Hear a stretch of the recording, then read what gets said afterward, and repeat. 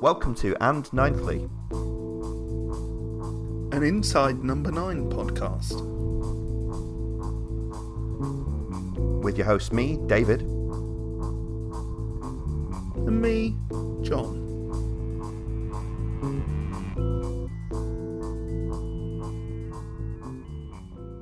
Hello, John. Hello, David. How are things today with you? Things today are fine. Thank you very much. Good. A convincing response, if I may say so. I try. Yeah, you do. We are here to talk about the latest episode of Inside Number 9, and it doesn't really matter if you listen to it in future weeks and months, but we are a little bit late on this one because we've had an exceedingly busy week, including a lot of fun, but we've found it hard. I mean, actually, I saw the episode the night it was out with my mum, actually, which was good fun. One of maybe the first time I've watched a new episode with her as it aired, which was great. I was in Manchester, but we haven't actually been able to sort of get together and talk about it yet. I did a rewatch today at Manchester Piccadilly train station because I thought better than trusting Avanti Wi-Fi, would be Wow. the station Wi-Fi would be marginally preferable. Yeah, can confirm. I think we mentioned last week, didn't we, that I in fact came up to visit you in Manchester in your childhood home, and I hadn't got round to watching it, so I tried to watch it on the train on the way up, and I do not recommend attempting to watch an episode of Inside Number 9 where it is buffering every 12 and a half seconds, so I gave up on that fairly quickly. But you watched it a little bit after your return to London, right? I watched it on Sunday when I got back, and I've just done a rewatch as well. Lovely, so it's fresh in the mind. So we're talking about the episode, Control Alt Escape, or CTRL ATL ESC as it's stylized in the episode title, which was on last week, Wednesday, 29th of May, 2024. And it's it's an episode. A lot going on. I will start with something that I just sort of getting my thoughts in order about this one as usual. I think this one has amongst the other things it's doing and trying to do and is presenting, it's got an interesting tone to it because I think it's one of the few Inside Number 9s, and you might come up with a counterexample, to have sort of kids in it much. It's not like they've not been in it at all, but because of the nature, I guess, of usually Inside Number sort of fairly adult, dark, rude, horror comedy kind of things like Confections, don't tend to have a lot of kids in it really. And I think actually looking back on it, especially on the rewatch, I was like, oh, this gives it a slightly different tone. It just makes it feel a little bit different. I can't really think of them doing a lot of that on this series. Well, certainly not on this series. I think the first appearance of a child would be Last Gasp, where interestingly we have a very sick child who's getting her final wish, with I can't remember the name of the singer, Michael Bublé type, shall we say? But also Love's Great Adventure, which is actually probably the episode that this one put me most in mind of tonally, in terms of a kind of family drama, which obviously this turns into, but is by no means a straightforward family drama. But I think it has the same sensitivity of tone and sensibility, in fact, and is a story of a family falling apart and coming together. Yeah, interesting. Yeah, I mean, we'll talk about the genre shifting as usual, but this is one that arguably goes from being a sort of family comedy / drama into teasing you with being a horror back to being a very different sort of family story, doesn't it? It sort of feints at being a different genre and almost doubles back, but you're in quite a different sort of stakes level family story. Yeah, which I found interesting. I think, well, I'll get this out in the open straight away for people who know the show, for whom it's a relevant reference. So we text each other we hardly ever talk about these at all before, just other than to say I've seen it, and we're ready to do the episode now. We don't do much at all. And occasionally I'll just send you like a one line message or something about them. We don't really discuss them before. We want to keep it fresh. Yeah, but we hardly ever talk at all in between the recordings. To be fair, we try and keep our personal interactions as limited as possible. Well, as enemies, yes, seems appropriate, doesn't it? But I think I texted you. You saw it, and I just texted you back the phrase Kevinfinity because spoilers, as usual. I'm referring to the tail end of The Sopranos, season 6 of The Sopranos sequence in which Tony Soprano is in a coma. Beautiful, yeah. For about an episode and a half, I think. I was thinking through it in my head. I think obviously I won't spoil too much, but he gets injured and he's in a coma for about an episode and a half total of The Sopranos, and that includes what what's going on in the outside world and what he's experiencing, and is a I think fairly divisive bit of The Sopranos. One that I have quite a lot of time for, but that's me. I think you suggested a few first off comparisons as well, didn't you, in that same exchange? Well, in an entirely flippant but also not entirely flippant way, I likened this to the diving bell and the butterfly meets Saw. There you go. There's my pithy summary. Yes, yeah. No, it's definitely, and it's only funnily enough, the Kevinfinity thing didn't occur to me till after the episode either on the first watch, but also the obvious Inside Number 9 thing you've suggested a couple already is huge, really. Totemic for Inside Number 9 fans is Christine. It's kind of, anyone who's seen the 12 Days of Christine, it's about, dying, essentially. It's about dying from the inside, so to speak, like the view from a dying person's mind in a slightly different way, in a different sort of formal way. But, it's revealed, obviously, in this episode that Pemberton's, family drama is at least somewhat inside his head, and we can talk about how sort of permeable that is, because obviously they play around with the outside world impacting him, and we actually, we the audience see, I think, what you meant to take as the objective outside world as well, but the two interact in ways which are interesting to talk about. But I suppose the big picture. What were your did you like this one? Did you enjoy it? I absolutely fucking loved this one. Wow. Okay. Yeah, I got the positive. I think the positivity you probably did just say, "Oh wow," but you're rarely that obvious. So I'm rarely that effusive about anything. Yeah.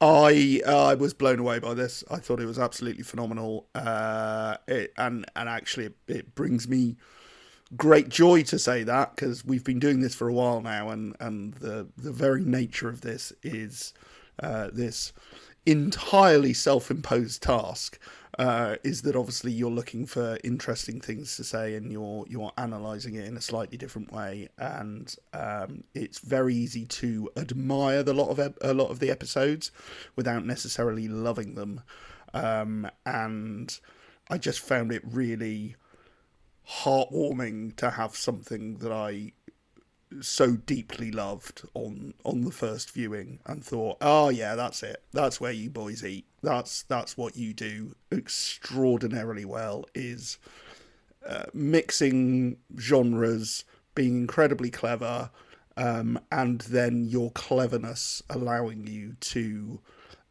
become very emotional, and to tell quite a beautiful story, actually. I think this is quite touching and quite sensitive and quite genuinely quite emotional for me. I found this quite touching and moving, but also surprising and delightful and funny, and all of the things that Inside Number 9 chooses to do very well on certain occasions, and then on certain occasions obviously they choose to do very, very different things, and that's been the joy of this entire 9 series.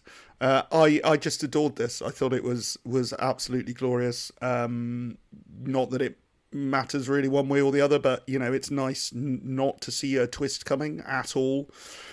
Completely wrong-footed by some of the stuff in the beginning when they're in the escape route and they started mentioning the victims' names, and Jason, Steve Pemberton's character, kind of stopped and went, oh, I had a girlfriend called Georgie once, and that ends up in a bit of a kind of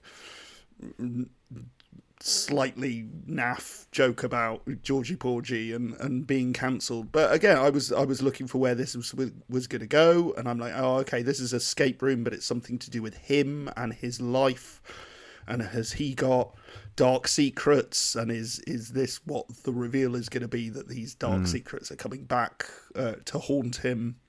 So I guess I was expecting it to go down the track. I guess I was expecting it to go down the track of like Jason being a wrong'un, basically. And maybe it's because of To Have and To Hold. Yeah, I'm glad you mentioned that one. Yeah. Did you notice that Fritzl? Did you notice I did notice name the checked? Fritzl. Yeah. Yes, I did notice the Fritzl. I'm going to do scare quotes joke. So it had something in common with that, and I guess I was waiting for some kind of reveal. And you know, they were setting lots of stuff up with the kids and the wife, Lynn, Millie, and Amy, in terms of questions about whether they had secrets from each other, and there was obviously family stress here, and you know, Millie was very angry and talking a lot about how you haven't been there. And Lynn, the wife, is talking lots about, it's been a hard couple of years, but I do love you, and all of those things. So you're kind of imagining, what's this guy done, basically? What's this guy done? When fundamentally what he's done is ended up in a coma. There we go. There's your twist. And this is his attempt to escape. We're seeing him locked in, literally locked in. And he's trying to find his way out of it, and just the double whammy of kind of introducing the idea of Dr. Death, and then it being this very very lovely official Dr. Morton, and Shearsmith as Doug is doubling as the nurse who's taking care of all of the equipment. As it turns out, we know now that the conversation that Lynn and Millie have is to do with switching off the machine, basically, and that he doesn't know this, or certainly in his state, in his locked in or comatose state, he doesn't realise this. And then I think once you get that reveal, I really think this episode lifts into just something extraordinary. I really do. From the whole setup of the escape room, and all of the setup of, we're doing this for Dad, and it's because Millie's going away to university, and you have all of this tension about, okay, what's actually going on here? Because that's always the question, isn't it? I think we've said that before about Inside Number 9. We certainly, or I certainly, tend to watch, on the first watch, the first 10, 15 minutes is what's actually going on here. Yeah, what's the true nature of what I'm watching, What's the true nature of what we're watching? And I think once they revealed that, it basically allowed them to go back to the escape room, and the stakes are just completely different. It's a beautiful paradigm shift. It's absolutely glorious. The stakes are now completely different. We're absolutely rooting for him. We understand what is happening and what he's trying to do. We also understand that there's some ambiguity here about the true nature of it, and what are we actually seeing? Are we seeing his, are we seeing Kevin Finnerty? Are we seeing this kind of the inner workings of someone's brain who is in a coma? Well, no, not really, but it's a very neat conceit to play it that way, and to imagine that this is the inner workings of someone who is trying to get themselves out before the machine is switched off. And just all the little parallels with the machine and the computer, all of those parallels I thought were really beautiful and really beautifully done. I mean, that's great. I mean, and a lot to go into there. I'm glad you really liked it. I like it too. There's a couple of things that I'm maybe a little bit colder on, or kind of had an initially less enthusiastic reaction to. And one of those, actually, I'll talk about this in a little bit, but was actually the sort of coma reveal, I suppose. I actually made a few timestamp notes at the 21 minutes, sort of, the moment of highest panic when they're sort of doing a straight horror for a little bit there, when you first see him from the outside, so to speak. Didn't love that on first viewing, but I'll talk to you a little bit about some of that. I think I think it packs so much in, and it makes obviously one of the, I think, even just on one rewatch, it's one of the all-time great rewatch episodes of Inside Number 9. Because all those scenes that his talk with his wife and his talk with Millie and everything, they play so nicely on rewatch. And when you think of the nature of them, whether wholly inside his head, partly based on outside overheard dialogue, partly based on real previous conversations they might have had. That's another element to it. Real life conversations that he's brought into the coma. Yeah, we see a shot of the bedside with a star picture frame with presumably Millie on skates. Yes. So it's we see lots of things that are potentially a reaction to the real world that he's in. Yeah, I mean, I suppose maybe before we drift back to some of that more serious stuff, I was thinking about some of the sort of comic stuff it's doing in this. The listeners of a certain age might remember the Fast Show bit that Simon Day did called Competitive Dad. The early stages of this were reminding me of that. It was that, as you say, in a modern escape room setting. It was. I was like, if Simon Day was still doing that character, and he shouldn't, for clarity, that's exactly what they'd be playing with, wasn't it? It's that kind of setting, where he does try too hard. He's trying to have a good time with his kids, but he is sort of taking the lead and he's bossing them about. And there's actually a line, isn't there? "You're not in the army now, Dad." Interestingly, you got invalided out. Remember, is one thing. Actually, maybe go back into the darker for a minute. Is there any reference in this episode that you caught to what's actually happened to him? No, there's not. I was looking out for that as well, actually, after the army invalided line, and I don't know if that's dropped there as some kind of clue to how he's ended up here and how he's ended up in the coma, and whether it's to suggest that he was in the military and his state has come about because of that. Again, this is going to be one of those instances where I go, I just stop thinking about it too hard because I don't really care. Mm-hmm. I don't think it's germane. I don't think it matters one jot. No, I don't think it does either. One other thing I thought about this episode was, because there is comedy in this, and there's some comedy in the family bickering.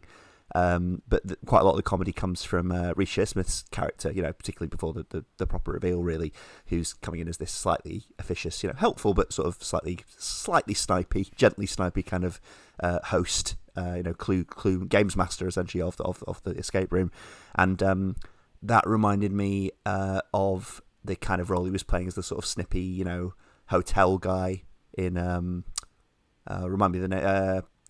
What was the lip read my lips, was it, or read my lips? Lip yeah, service. I think lip so. service. Lip service. There we go. I was trying to remember I was hoping you'd be able to remember the title of it, which you have, because indeed I had the same thought as well. Of do they? I suspect not, but is there an element where they have the guts of a script and they kind of go, okay, so how do we lighten this? Well, let's get Reece to do a bit of comic business. Yeah. And it involves coming in and out of the room and interrupting things. Exactly, and we'll be absolutely fine. Also, there's a parallel with the Jacoby one as well, the Faustus one, where he is the orderly looking after him. Yes, he's doing the nurse again, this time without the camp voice, which echoes back to stuff we were talking to George about. So that'll be a mercy for some. There's that, and I mean, obviously, going back to the League, obviously, people are tuned into that. There's echoes of sort of Ollie Plimsoll's in this character, isn't it? The sort of frustrated actor. He runs this escape room or takes part in this escape room, or works in this escape room at the weekends or something. But he sort of both doesn't care about it. He's like trying to make a theatre career happen around it, but he also does care too much about it. Like he's throwing shade at the other escape room in town. And I laughed at when he described the scenario of the rival escape room as the haunted submarine, which just sounds great. And also like the haunted submarine. I mean, that's I imagine they wasted a day just coming up with escape room names. Locked and Loaded is very good, by the way. Very does what it needs to do. But yes, the haunted submarine I thought was glorious. I imagine there's a whole list of those somewhere. I laughed a lot in the first few minutes because actually I think Reece's performance is glorious, and there's two very specific moments where he gives absolutely pitch perfect line readings. And the first one is when he talks about stag and hen do's, and he's talking about don't pull the smoke detector off like some ladies did last week. Stag and hen do's, the line is Stag and Hendu's they're the worst, but when he says they're the worst, it's filled with such actual venom and annoyance. It's just got that real edge of he really means that. He's not just going, oh god, Stag and Hendu's are a nightmare in my line of work. It's like they're the worst. Yeah, there's a lot of pain beautiful. In that performance there as well. Yeah, there's a lot of pain in that. It's great. You can see his inner life precisely, exactly. What his backstory is there, and also the other one is when he's talking about doing the 3-man Much Ado touring around Germany, which incidentally a three. I mean, let's be generous and assume it's a 3-person Much Ado, but still, like that's not going to work. Right. Like, yeah, you probably know more about how absurd that is than I do. I also like to think that they know what they're doing and they've chosen Much Ado because it is one of the, it's one of the comedies where you've got at least 2 couples plus all the other peripheral characters. Like, at the very least, you need 2 couples. Like, otherwise the entire play falls apart. Like, You can't just have Beatrice and Benedict and then one other. So I thought that was glorious. But also it's the moment when Millie says to him, that sounds really amazing. And again, he says with this kind of wistfulness, like, yeah, it would be. As in, like, this, what he's doing really sucks. Like, it's really soul destroying for him. But he's putting his all into it. He's giving it his best shot. But actually, doing a 3-man Much Ado touring around Germany, he immediately indicates in that, 2 words would be just indicates that actually it again. But also that it probably won't happen sort of that way as well. And also that it can't. Yeah. He's had an availability check. I mean, that's that's one down from a light pencil. Yeah, it's meaningless. A hard maybe, as our friends said recently. Hard maybe. Hard maybe. I think it shows the deftness that they can take these characters who are kind of devices, as you say. They are kind of they are a plot device, literally, in terms of keeping the story buoyed up. But they're so deft at this now that they can sort of sketch in to varying degrees of success. But and this is a successful one. These like perfectly formed little sitcom characters, can't they? Like he does exist in his own little sitcom, and then obviously has another function as well as the plot gets revealed. Yeah, does a nice little bit of business with the torch as well, which I got a laugh from both times. Yeah. I thought wonderful. I'm glad you mentioned that because that echoes the chin under the torch of Matthew Kelly in the first episode. The chin under the torch. No, I see what he did there. That's I put the cart before the horse and the chin under the torch. The chin under the torch, which is, I guess, if you turn the screen upside down, what he is doing the first time. You've justified it there. Yeah, I think the chin under the torch was George Orwell's fantasy pub name. But I like that callback again, as I mentioned in the first episode of this series, the callback to the old kind of campfire ritual of scary storytelling, which is where you do that. And I don't know if that's a deliberate thing they're doing or if it's just an accidental echo, but I like the fact they're taking it almost back to, what are scary stories innately? How are they told? How are they emphasised? That kind of thing. It was a nice touch. Yeah.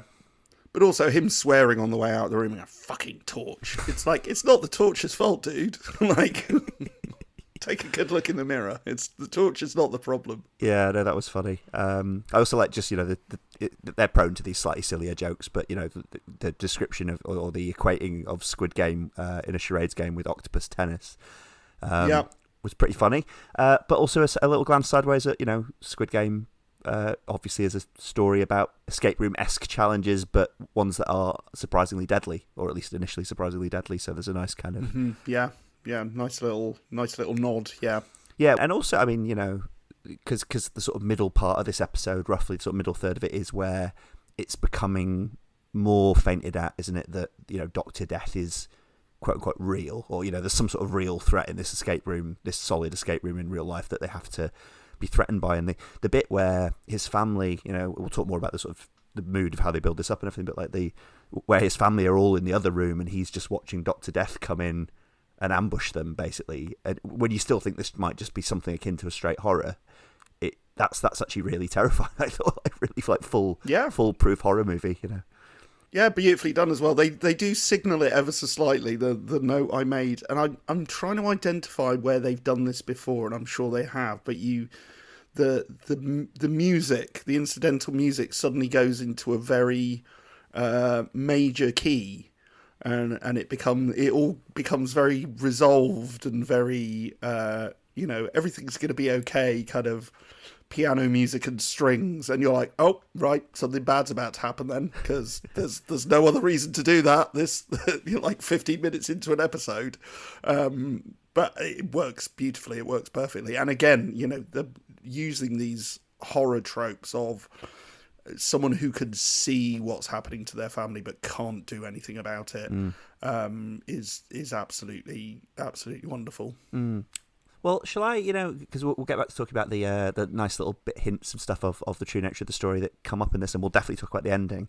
But I kind of, because you're so up on this one, I sort of wanted to I suppose two. So I basically have something that I reacted to less well on the first watch, and we've kind of touched on it already. It's the nature of the story itself, and then I want to talk to you a little bit about things that may or may not make sense, but I think it's maybe the sort of story where it doesn't matter. So the first thing was just on first watch at 21 minutes when the actual reveal, when you zoom out and you see him lying in a hospital bed, you see him on a respirator. You kind of start to get what the sort of right at the end of Christine, you start to get I see what this is now. I think a bit of me groaned, and I think it's just because again we were saying things they haven't got around to yet, and it's surprising they've only got around to them in this last season. You were talking about the straight two-hander, for example, before, things like that, and I was kind of like again thinking back to Christine, that was series 2, but I was like, it's kind of it's all a dream, isn't it, at root? And I know and it's kind of. We're actually inside his head. It's, I don't know if that's cheap. I don't think it's innately cheap. But that was my honest reaction to it. Just on first watch was I was like, oh, and then it unfolded, and there's the climax of the episode that you like so much, and I think it's good too. But that was my honest reaction to it the first time, and I wondered if that was a more positive reveal for you in general, if it sort of if there was any backlash. Yeah, I think so. That's really interesting. I didn't have any. I was blown away by it. I didn't have any issues with it at all. I certainly don't have an issue with the it's all in his head, it's all a dream thing, because I don't think that's not there in any way I've ever seen it done before.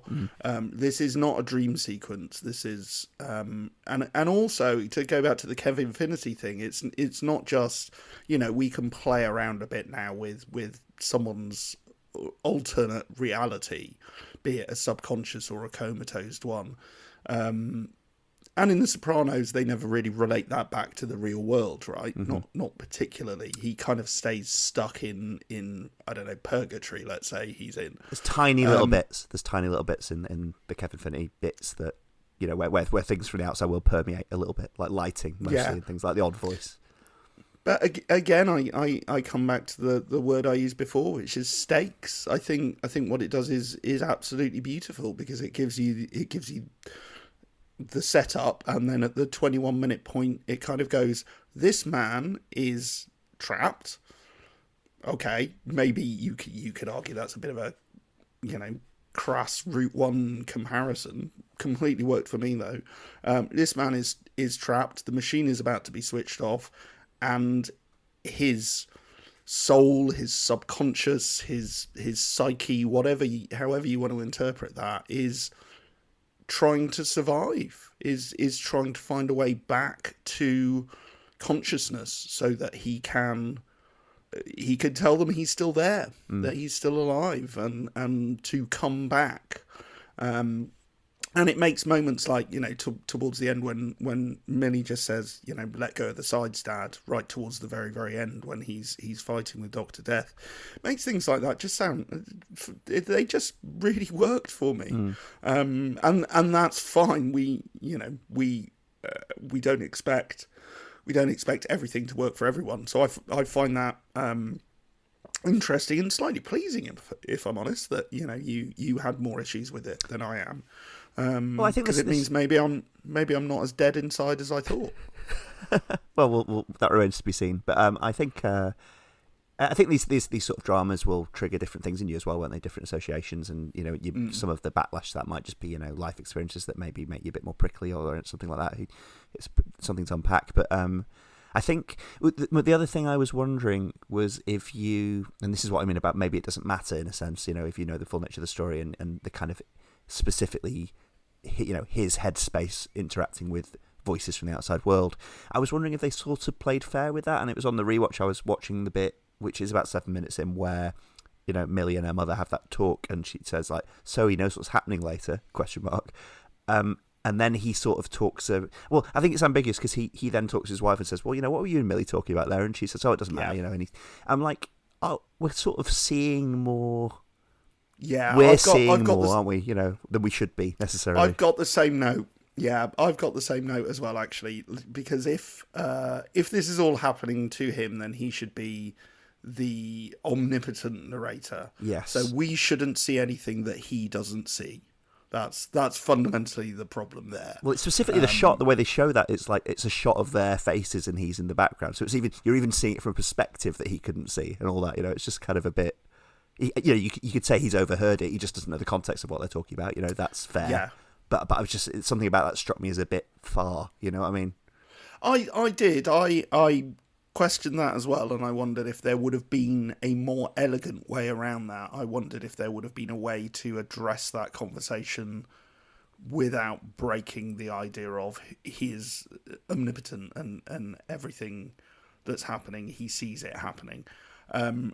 Again, there's a question here as well that I think is quite interesting. Is obviously we do 2 watches at least, because as we know, or our experience of Inside Number 9 is, you have to watch it twice so that you've seen how it concludes in order to go back and spot all of the setup and see all of the interesting stuff that they did with it and to set it up.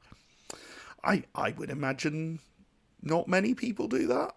So, so I don't imagine many people would have an issue with that, because it's just part of the story being told, and as I say, because by the time you get to the reveal 21 minutes in, you've kind of got to have that there to an extent to give it that sense of dread and to give it that sense of foreboding. I did wonder if there would have been a more consistent way to do that, but again, it's it doesn't detract at all for me from the power of the episode. There are other little lines in there, for example, like he when he's talking to Millie and he says, "I lie awake at night worrying about you," I thought was a really sweet little line. Was the idea of if he's still in there and he can't move, that's that works both ways. There's some nice lines when Reece Shearsmith, when Doug comes in to turn the computer on, he says, there's some dialogue basically that is kind of signalling itself, and he says, your daughters seem to be coping with it, or maybe they're just putting on a brave face, which actually at the time I remember thinking, that line doesn't make a huge amount of sense based on everything we've seen up to this point. So do you see what I mean? Again, that's slightly out of the consistency of the 2 worlds, but again, it's just skillfully crafted writing that's setting us up correctly. Yeah. That's giving us enough information and also enough empathy with the characters and enough interest in them. Yeah, I think they get away with it because I think we well, I'm sure there have been studies done on this and some recovery reports from coma victims and things like that. But I can imagine states like this existing and then being a bit dreamlike, but also drawing in sensory experiences from the outside world and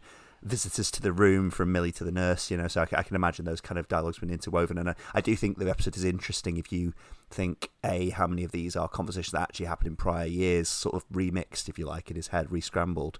And we'll never know, obviously, but I just think that's an interesting vibe to it. And also just the question I was saying, we don't know what happened to him. I don't think we also know how long he's been in this state. And presumably a while if they're thinking about, quote unquote, switching him off. Yeah, we don't, but then again, Lynn says very pointedly it's been a tough couple of years. That's true. So I think that's a fairly big signal that this has been happening for a couple of years. Yes. I think there's also an interesting mixture of moods. You were talking before about, that as the the episode develops, it turns into this heartbreaking struggle for survival and, you know, reunion with your family. But there's also a mix. It's mixed, isn't it? Because whether or not it's his, you know, quote unquote real persona, his dream persona, is, you know, the real world getting through to him. There's also such a mood of saying goodbye, isn't there? Particularly to Millie and his wife, and both those scenes. They're trying to say goodbye to him, and if they, you know, the real version of them in the outside world are bracing themselves for that, they're getting ready for that.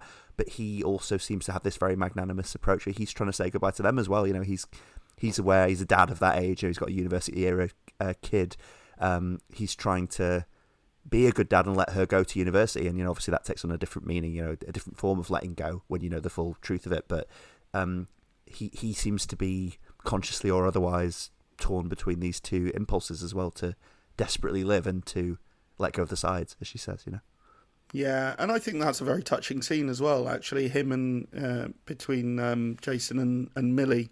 I think that's a very, you know, sweet interaction when, you know, he does the speech about lying awake all night and, you know, him not wanting her to go to university. Obviously he doesn't want her to go to university, but he knows he has to. He knows he has to let her go.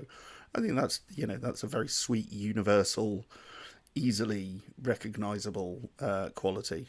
It is. One of the things I really liked on the rewatch, because there's all these little hints of the nature of the coma dream, and we've touched on some of them already. One thing I only caught on the rewatch was quite early on. It's just after they've talked about, you know, the Fritzl mention and the cancellation and everything. There's that great bit of Pemberton breathing on the mirror.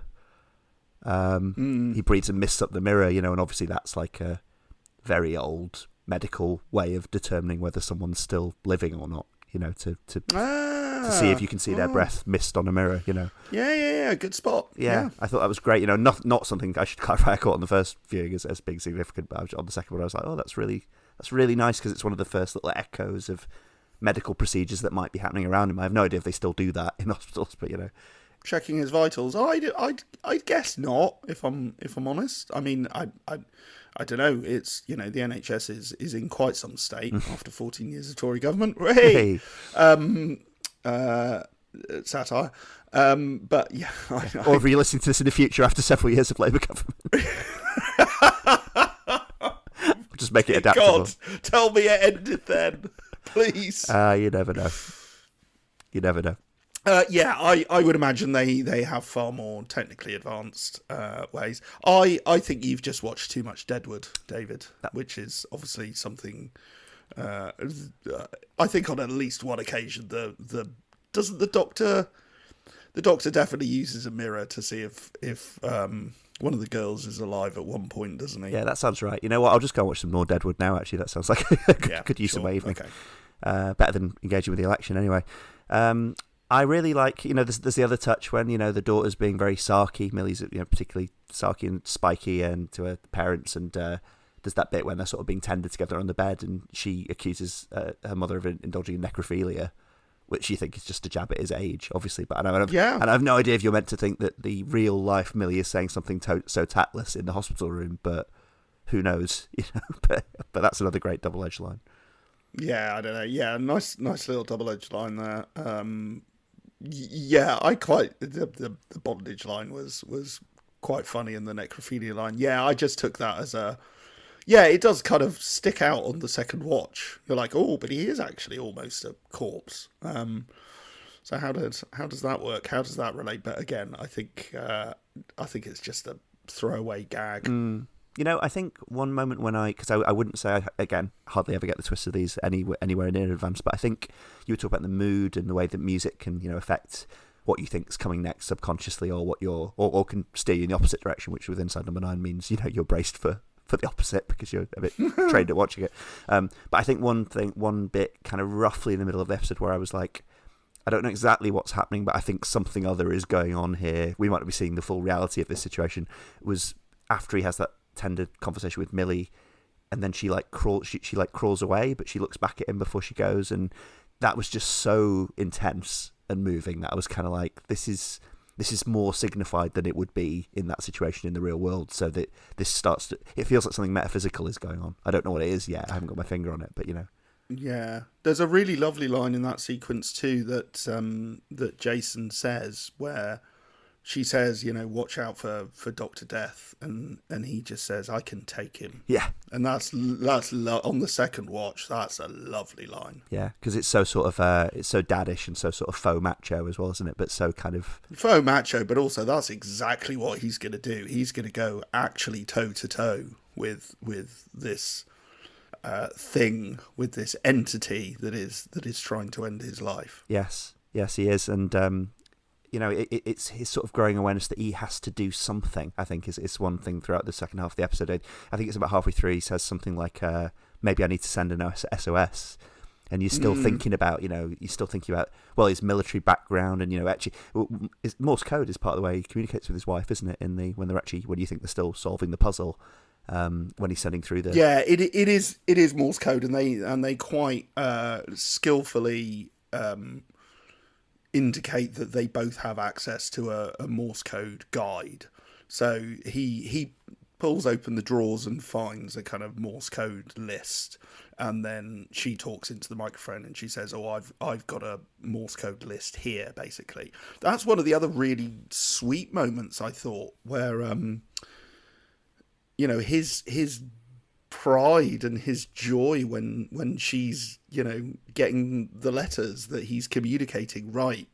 And there's this beautiful moment where you're like, oh, clearly they do work well together. This is obviously why they're together, because they're on the same page, and and they work together as a team. And he can't verbalize that because she can't hear him, but it's just a really sweet moment of kind of love between them. And his pride in his family as well. We talked about that moment where just before Dr. Death comes in, where he sees his family having achieved this together as a team, and you can see how much he loves them, and just that the way he's looking at them, and the way if he can still perceive anything about the room and his family being in the room, it's that he loves them so much as a unit, and the love is very palpable, isn't it? I thought both Pemberton's performance with the actress who plays his wife and the sort of family in general were Catherine Kelly. Yeah, I was right. She has such a familiar face. I didn't look her up, but I was like, I must have seen her in loads of things. We'll come back to that.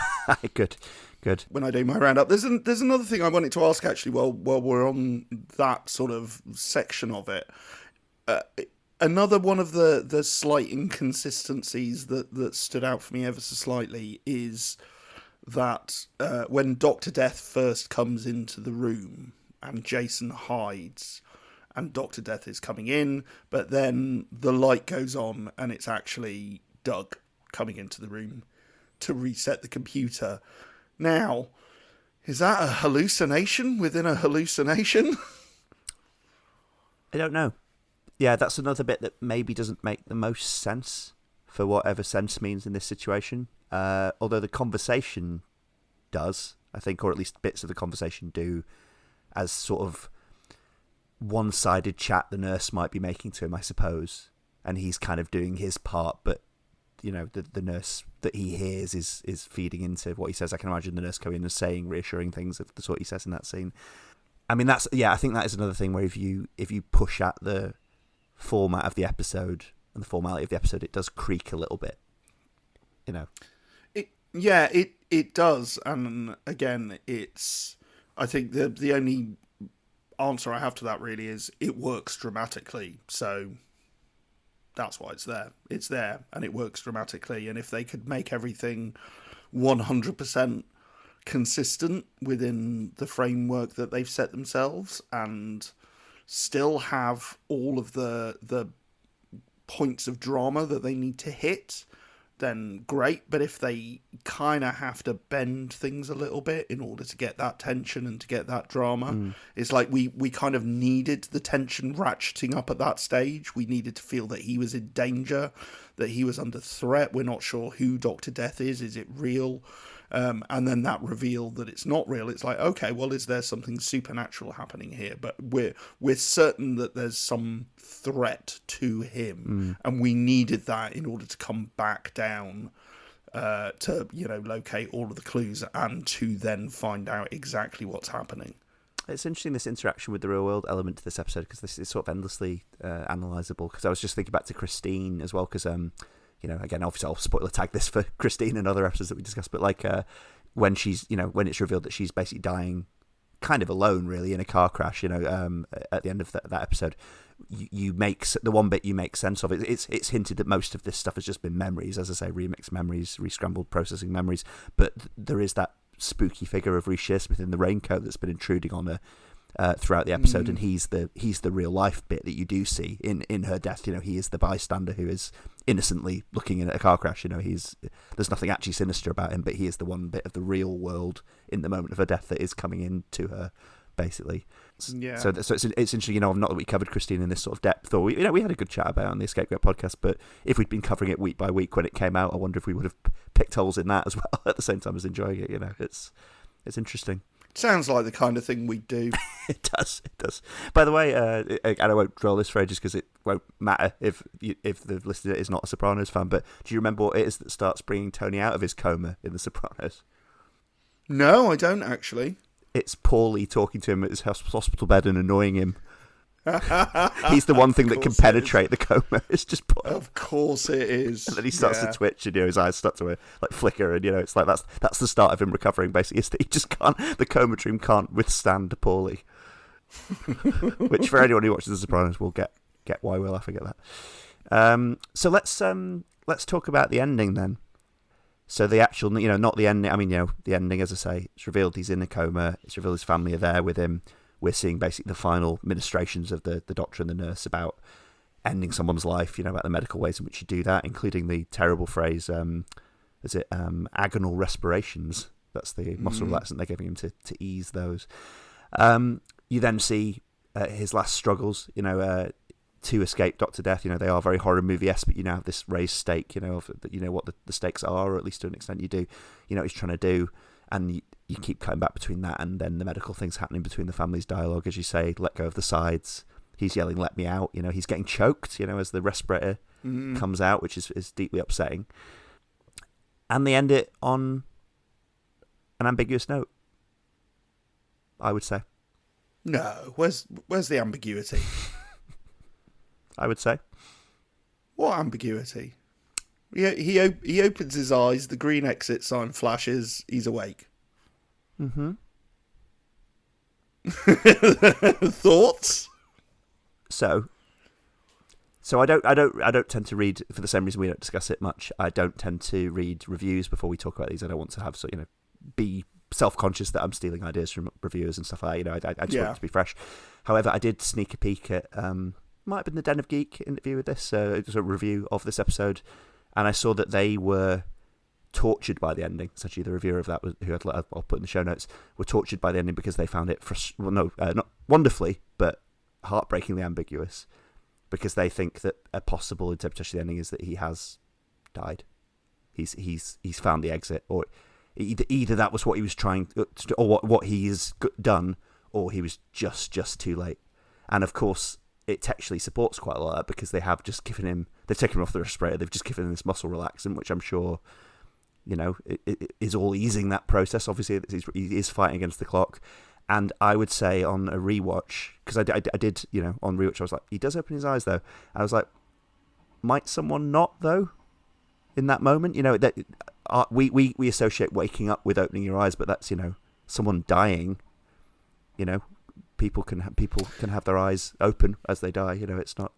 Yeah, but I'm going to go one step further and say that again they've factored this in, and they factored it in again in an absolutely beautiful way where everything stops and the wife Lynn goes, wait, did he just say something? And we've heard him say number 9.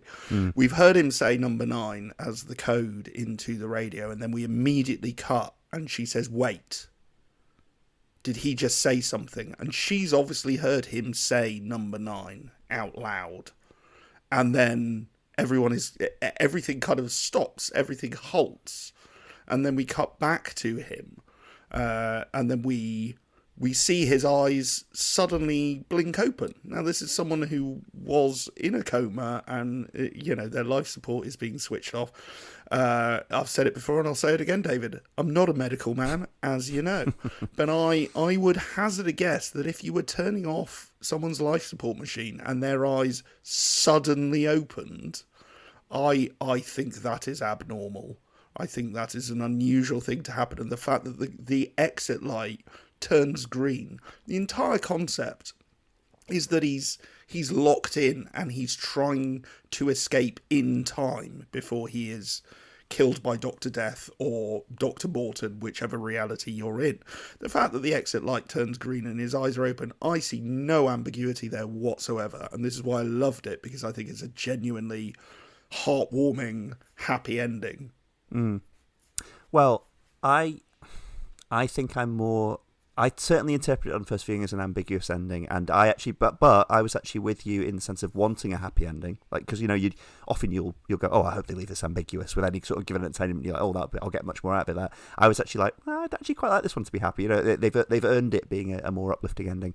I think it still is a little ambiguous, personally. I note that because you just recounted the chain of events there at the end perfectly, but there is that one last thing of the noise as the episode ends, cuts to black. You get as if the opening of a prison door. It's that sort of buzz that we kind of associate in drama with the opening of a prison door, and as you say, yeah, the exit light fully illuminates.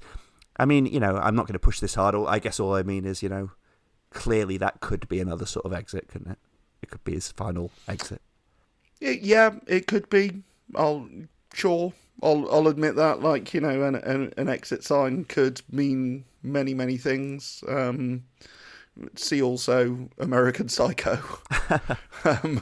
But in this instance, I do really I don't see the ambiguity. I'm not going to push back hard on that. Other than I just didn't see that. I think that's I don't think that interpretation is there.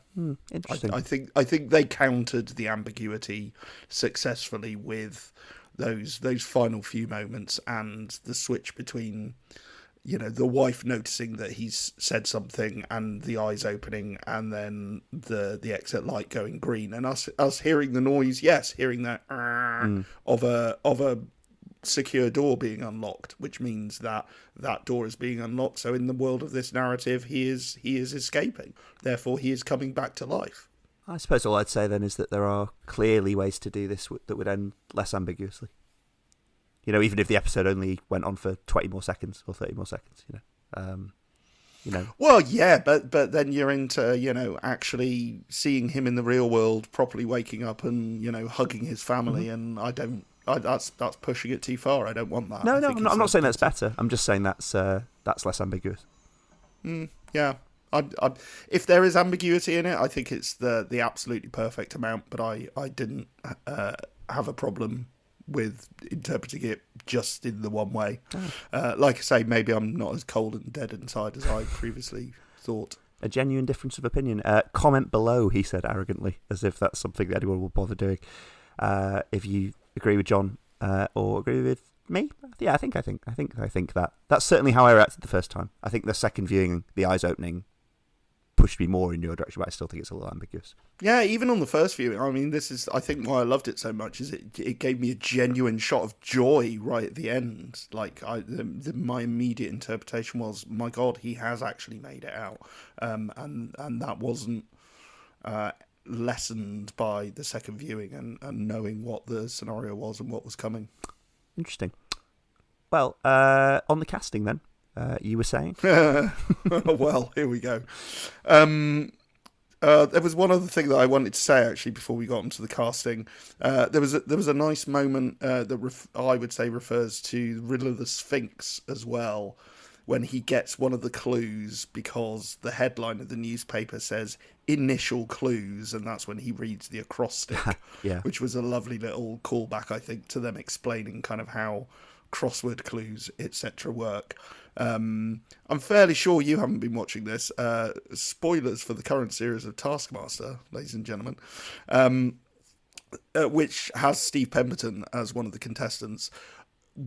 We may discuss this in person at a later date. It's fascinating. It's absolutely fascinating watching Steve Pemberton, the writer and actor, kind of behaving not with a character, that he has no character to hide on. But the reason I mention it is that there is one episode, there is a task where he reveals that actually he's hidden some clues in that day's Guardian crossword, which was written by Sphinx. So he has actually subsequently written Guardian crosswords under the pseudonym of Sphinx. Oh wow! Yeah, that's fun. So he's clearly gone deep down the rabbit hole of cryptic crosswords. So anyway, the initial clues thing in there I thought was a lovely little touch that just kind of referenced back to that basically. So the cast. Let's start, shall we, with let's start with Catherine Kelly, who is Lynn. Not an awful lot to say about this other than she was Becky McDonald in Corrie for bloody ages. That's what I'm recognising her for primarily. Yeah. Okay. Yes, that is. That's perfectly my era of watching Corrie, or at least towards the end of it. Yeah. Okay. Yeah, and also once we're done, either in a bonus episode or just in the pub, obviously we're going to do some kind of list of Corrie actors versus Doctor Who actors. Oh, yeah. I'm pretty sure Doctor Who's going to win, but there's a fair amount of Corrie actors in there as well, which given their love of Coronation Street, which I think we're fully aware of. See also an episode of Taskmaster, incidentally, but I'll let you discover that on their own. And that's kind of the only... she's done plenty of stuff, but that's kind of the only thing that stood out for me. The kids... the young girls who are playing this. So we have Callie Taut, who is playing Millie, and Maddie Evans, who is playing Amy. Callie Taut doesn't seem to have done much else. She's in the what's the Martin Freeman thing? First Responder. Oh yeah, I think so. I think you're right. Yeah, she's in that. But Amy, Maddie Evans, is in House of the Dragon.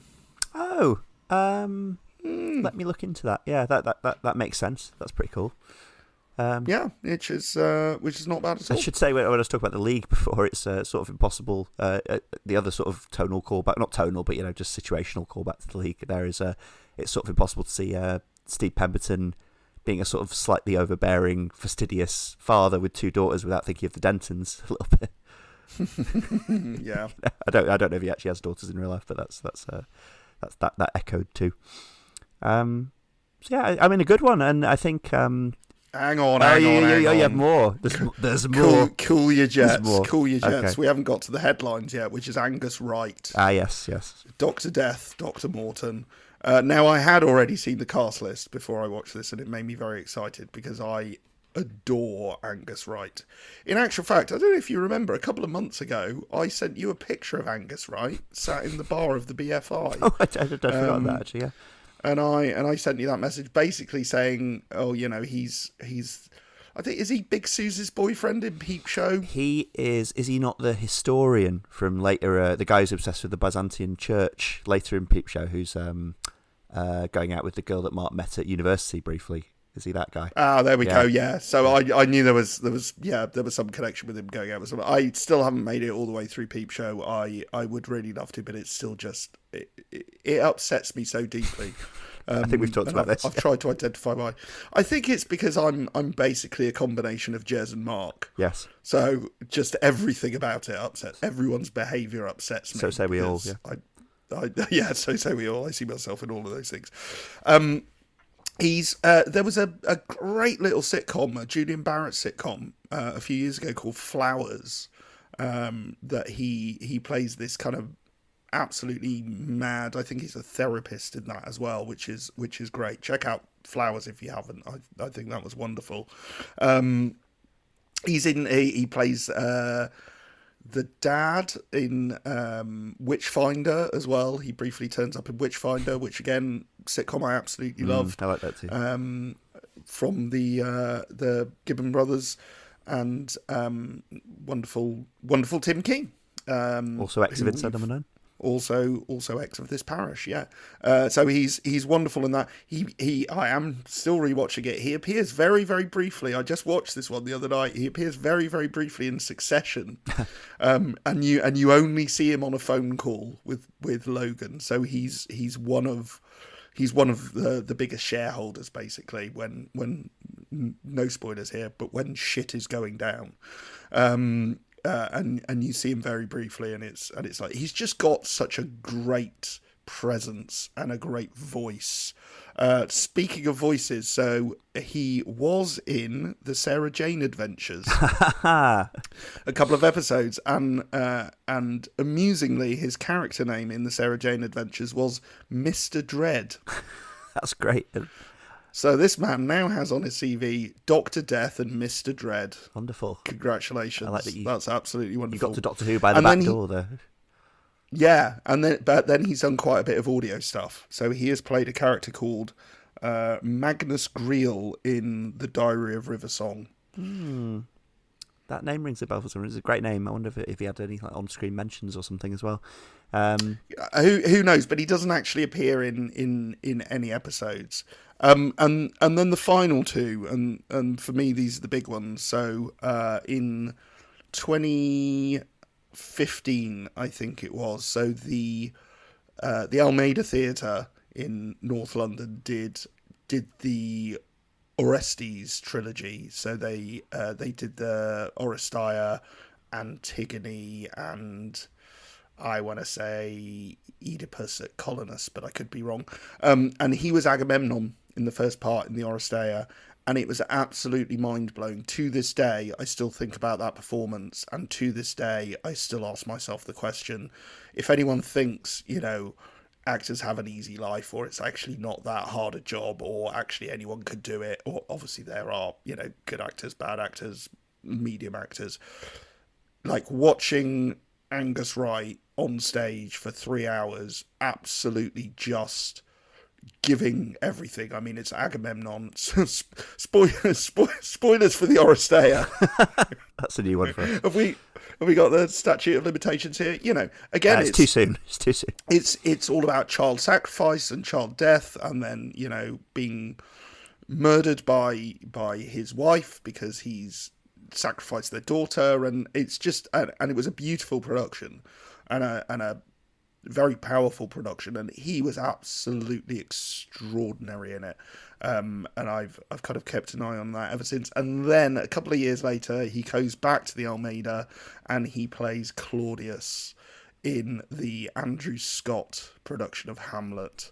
And again, he's kind of now defined that part for me, just because his voice and his presence are so wonderful, and there's a lot of those lines that I now just can't hear not in Angus Wright's voice, because it was wonderful. But there was one that I remembered that was particularly telling, so I have in my head. So at the very beginning of Hamlet, he's talking about the death of old Hamlet.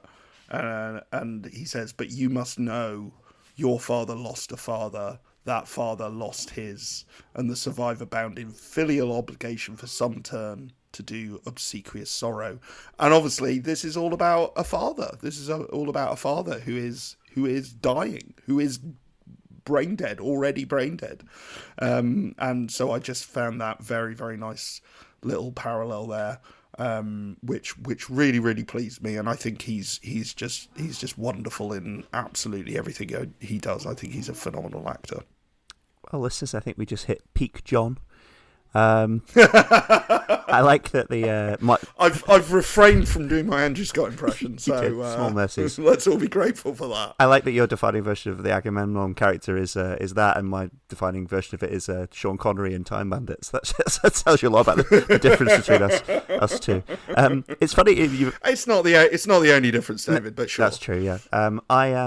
It's funny. Actually, just briefly, you mentioned Hamlet. There was something of Polonius in him saying goodbye to Millie, obviously, and sending her off to university, and sort of it's a to thine own self be true kind of speech, isn't it? Kind of scene, except more dignified, more wise. I'll buy that, yeah, and also to the daughter rather than to Laertes, but yeah. But yeah, that was great. I just wanted to note once again that this is, if you don't count coma, dream, fantasy things, this is another non-supernatural one. With maintaining that streak so far. Yeah, maintaining that streak so far. And we do you know what? Forgive me, we haven't even mentioned this. This is George Kane again. Directed by George Kane, yeah. So we discussed after which was the other one he directed in this series. It was after Boo to a Goose. So Boo to a Goose was the first one he directed this series after, and in Series 8, Bones of St. Nicholas, Mother's Ruin, and Paraskevi-Decatriophobia. You're just effortlessly doing that these days. Yeah, absolutely. I've been practicing. And yes, and George Kane is back for this one. And again, no notes. Beautiful work. Yeah, very impressive. Absolutely beautifully done. I'm getting to the stage of the series, I think, 4 through 6, where I'm starting to think about our rankings. Obviously, we've definitely not talked about that yet. We won't until we talk about it on the air, but I'm becoming intrigued. Yeah, I think this has gone straight into my top 10. Wow. Couldn't tell you where, but honestly, on this watching, I loved it so much. Straight into my top 10, I think. Bold. That's great. Well, we'll talk at least about the ranking of the series at the end of this series, and then maybe more as well. But great, thanks for joining me, John, as always. And we'll be back. Quite imminently, really, because we've left this till the day before the new one's on. So we'll be back ASAP for reasons. Yeah, you don't need to know. Yeah. Now we're both off to watch the Prime Minister's election debate. Yeah, that should be a fucking joy, shouldn't it? Hope everyone enjoys that as much as they should. I might just watch the fucking harrowing instead. It's lighter. Better use of our time. Yeah, lighter. I might watch Deadwood again from the start. I'll just restart the thick of it. Yeah, there we go. All right, say goodbye, John. Goodbye, John. Yep, and goodbye, everyone. See you next week. Oh, that this too solid flesh would melt, thaw and resolve itself into a dew. And there we go.